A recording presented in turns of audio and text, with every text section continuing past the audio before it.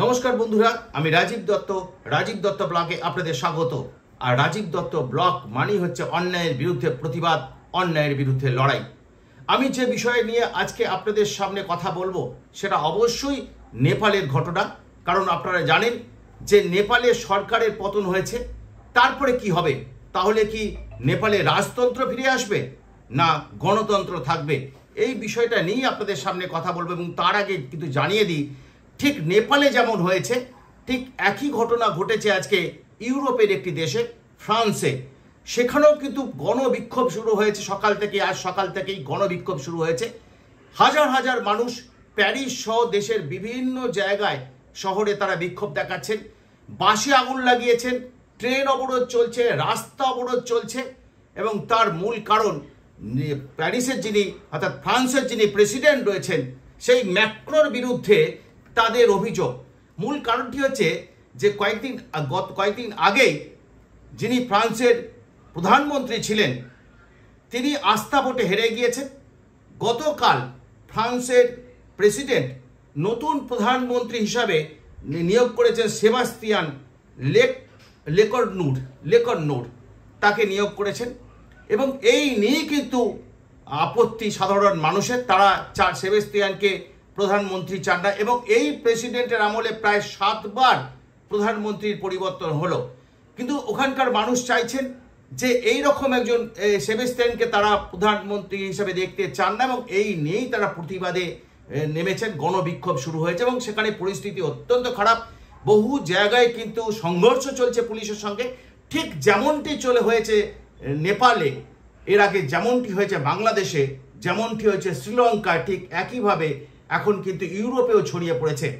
এখন পরিস্থিতির উপর নজর থাকবে, কিন্তু এখনো পর্যন্ত আমরা যা জানতে পারছি যে ওখানে কিন্তু পরিস্থিতি নিয়ন্ত্রণে আনতে প্যারিস অর্থাৎ ফ্রান্স সরকার প্রচুর পুলিশ কিন্তু মোতায়েন করা হয়েছে, ধরপাকড় চালাচ্ছে, প্রচুরকে গ্রেপ্তার করা হয়েছে। এবং আসি যে মূল বিষয়টা যেটা আজকে আমি আলোচনা করতে চাই আপনাদের সঙ্গে, আপনাদের সামনে, বিষয়টা যে নেপালে কি হবে। কারণ নেপালের মানুষ গতকাল যেভাবে আমরা দেখেছি যে হিংসাত্মক আন্দোলন সোমবার অর্থাৎ গত সোমবার থেকে ছড়িয়ে পড়েছে এবং কালকে এমন হিংসাত্মক আন্দোলন এমন রূপ ধারণ করে যে যিনি প্রধানমন্ত্রী ছিলেন সেই কেপি শর্মা ওলি, তিনি কোথায় গেছেন এখনো পর্যন্ত তার কোনো খবর নেই। দেশের মন্ত্রীদের কোনো খবর নেই কে কোথায় পালিয়েছেন। এবং ছবি আপনারা দেখেছেন ইতিমধ্যেই ভাইরাল হয়েছে যে দেশের অর্থমন্ত্রীকে খালে ফেলে কিভাবে সাধারণ মানুষ মারধর করছে। আমি জানি না তিনি কেমন আছেন, কিন্তু অশান্ত নেপাল।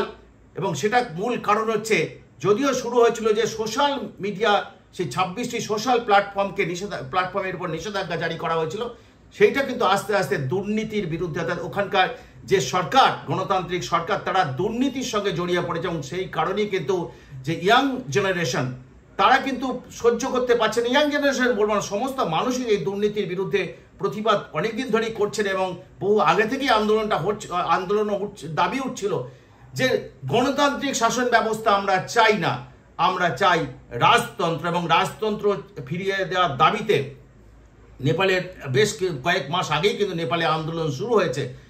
তারপরে আস্তে আস্তে সেই আন্দোলন স্থিমিত হয়ে যায়, কিন্তু পুনরায় কিন্তু এই আন্দোলন হঠাৎ করে এই আন্দোলন একদম বিস্ফোরক, একদম কি বলবো, তুষে আগুন লাগার মতো ছড়িয়ে পড়ে সারা দেশময়। এবং এখনো পর্যন্ত তারপরেই দেখেছেন যে নেপালের একটা নির্বাচিত সরকারের পতন হয়েছে, যে হয়েছে যে বাংলাদেশে হয়েছে ঠিক একইভাবে নেপালও হয়েছে। এবং এখন কি হবে? কিন্তু জানেন যে গতকাল সন্ধ্যে থেকে রাত থেকে কিন্তু নেপালের পরিস্থিতি, নেপালে সেনা শাসন শুরু হয়েছে।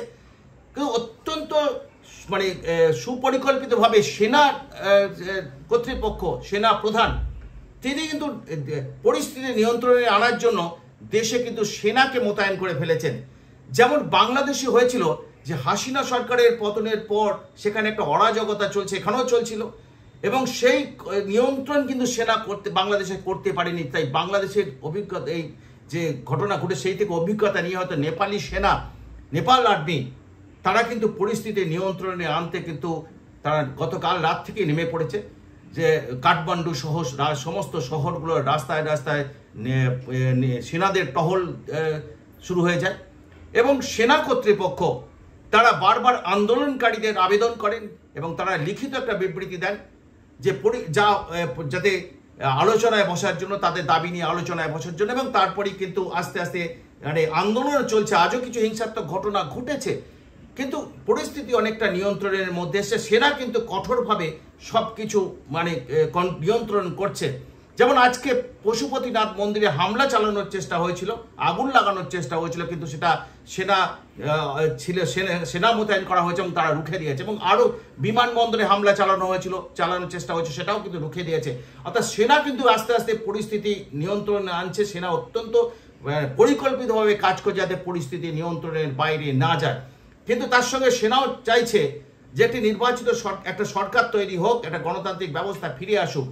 তাই আমরা যেটা কিছুক্ষণ আগেই আমরা জানতে পেরেছি যে আন্দোলনকারী অর্থাৎ এই জেন জি, এই তাদের মধ্যে তারা যে আন্দোলনকারীরা তারা প্রায় নিজেদের মধ্যে আজকে ভার্চুয়ালি বৈঠক করেছেন। সবাইকার মধ্যে ভার্চুয়ালি বৈঠক করে তারা ঠিক করেছেন পরবর্তী কি পদক্ষেপ কি হবে। তো অনেকেই চাইছিলেন নেপালের আমরা যে নামটা যে নেপালের প্রধানমন্ত্রী একজন হতে পারেন, সেটা শুনছিলাম যে কাঠমান্ডুর যিনি মেয়র আছেন তার নাম হচ্ছে বলেন্দ্র শাহ। তিনি কাঠমান্ডুর মেয়র এবং তিনি কিন্তু নির্দল থেকে জিতে এখন মেয়র হয়েছেন এবং তিনি সমাজসেবী একজন এবং তিনি অত্যন্ত জনপ্রিয় মানুষ, একদম ইয়াং।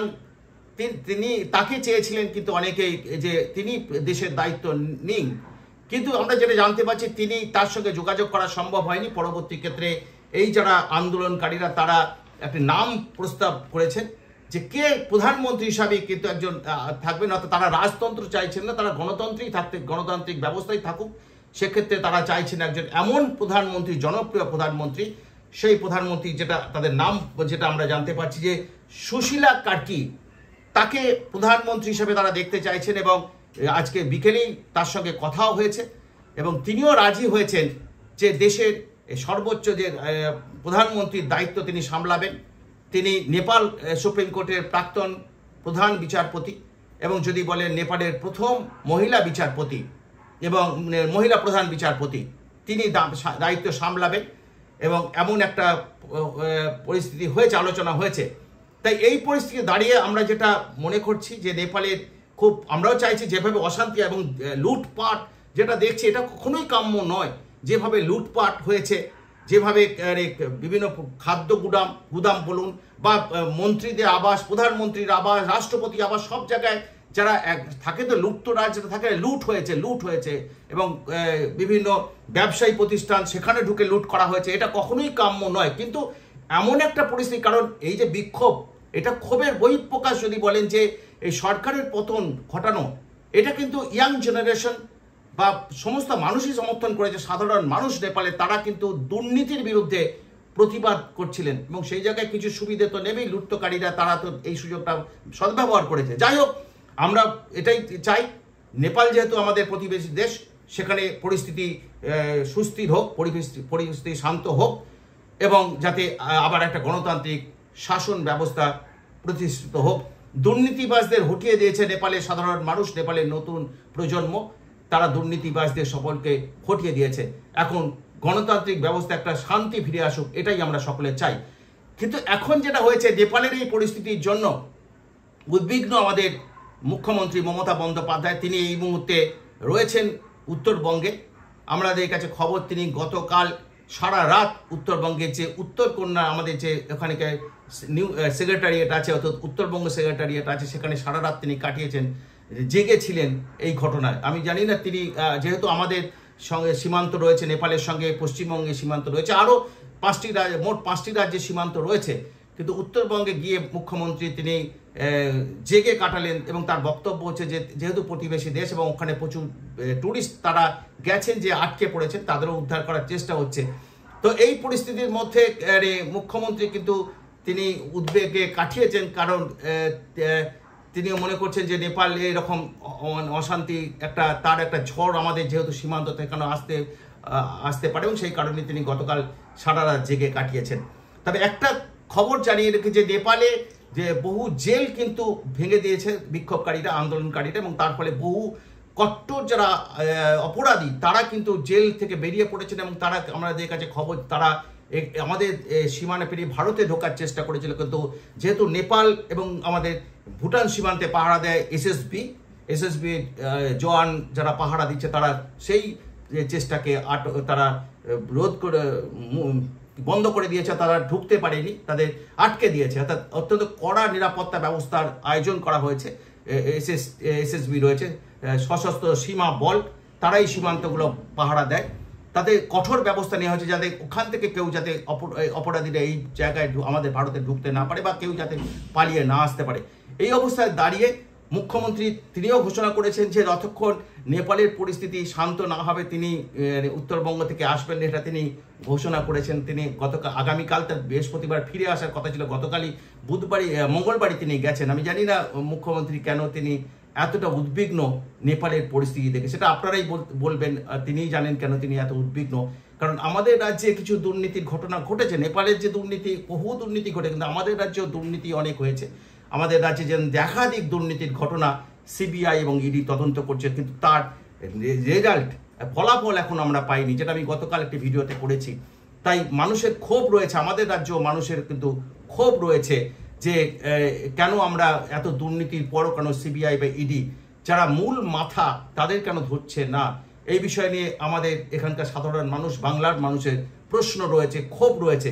যাই হোক, এই বিষয়গুলো তো আলাদা বিষয়, যেহেতু দুর্নীতির বিষয়, নেপালেও কিন্তু দুর্নীতি নিয়েই সমস্যাটা তৈরি হয়েছে।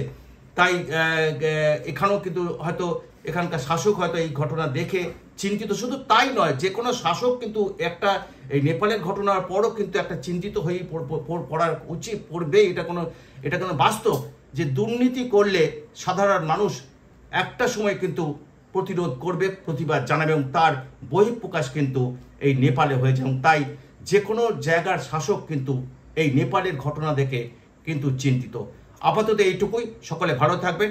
আমার চ্যানেলটি লাইক, শেয়ার এবং কমেন্ট, সাবস্ক্রাইব করবেন, আমাকে এগিয়ে যেতে সাহায্য করবেন। ধন্যবাদ।